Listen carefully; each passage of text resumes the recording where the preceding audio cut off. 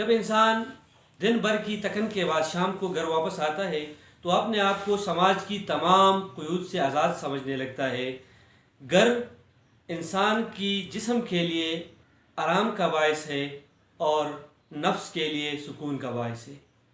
گھر دنیا کی ایک محفوظ پناہ گاہ ہے انسان کے لیے۔ اللہ تعالیٰ کی نعمتوں میں سے ایک بہترین نعمت ہے۔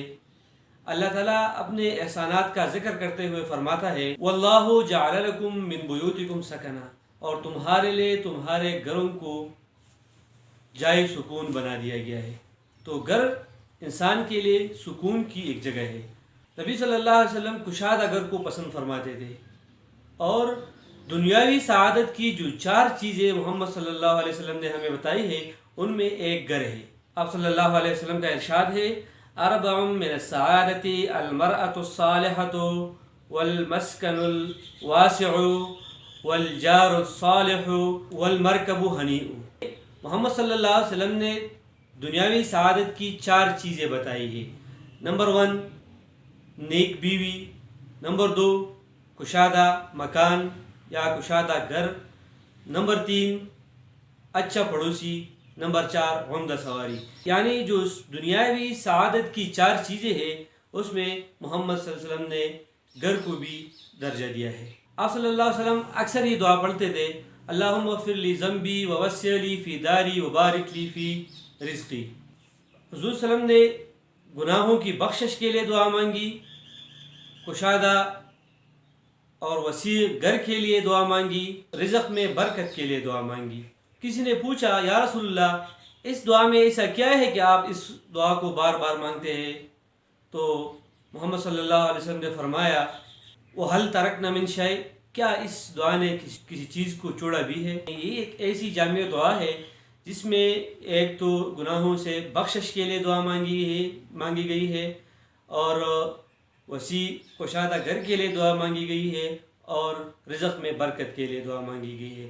مطلب یہ ہے کہ جو گھر ہے یہ سکون کا ایک جگہ ہے، آرام کا ایک جگہ ہے، اور اللہ تعالیٰ کی نعمتوں میں سے ایک نعمت ہے۔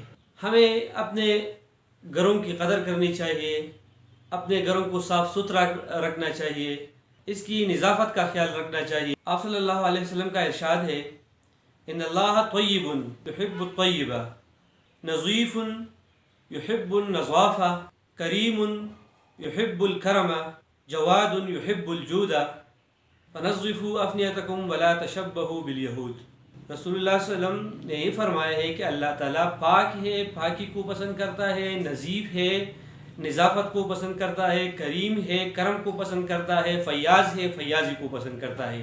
لہٰذا اپنے گھروں کے صحن کو صاف رکھو اور یہود سے مشابہت نہ کرو۔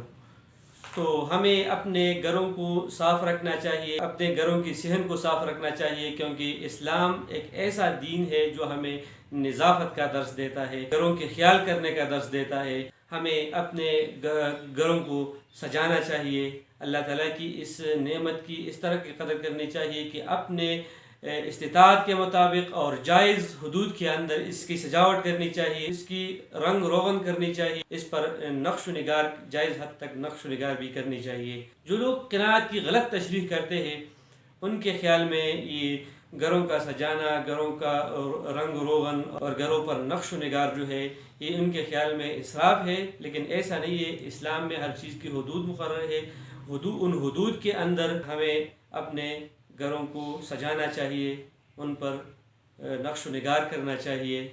اللہ تعالیٰ فرماتا ہے قُلْ مَنْ حَرَّمَ زِینَةَ اللَّهِ الَّتِي أَخْرَجَ لِعِبَادِهِ، کہو کس نے حرام ٹھہرایا اس زینت کو جس کو اللہ نے اپنے بندوں کے لیے پیدا کی ہے۔